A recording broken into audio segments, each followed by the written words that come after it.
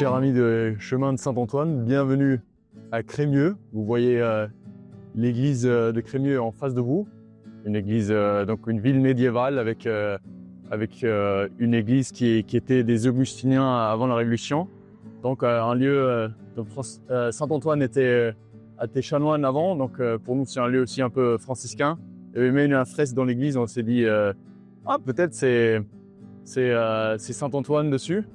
Je vous présente Marco. Marco, on a la joie de l'emmener. Il est italien d'origine, comme dit son nom, mais il a le grand avantage qu'il a fait des études à Grenoble et donc il parle français. Donc je me suis dit, un pèlerin qui est capable de parler et français et italien, il n'y en a pas si autant.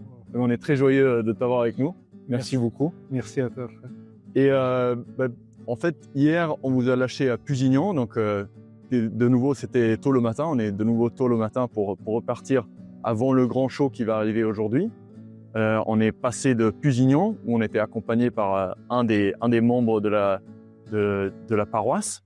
Qu'est-ce qui t'a touché depuis qu'on est parti de Pusignan, depuis ce matin de partie jusqu'à aujourd'hui?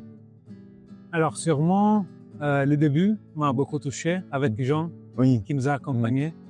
Il y a ce monsieur du village qui nous a accompagnés pour un petit bout au début. Il était vraiment ému, je trouvais.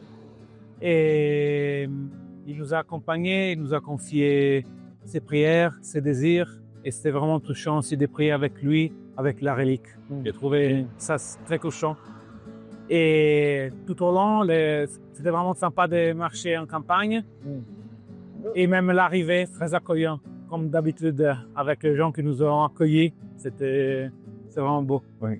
C'est vrai qu'on a enfin lâché les environs d'asphalte de Lyon.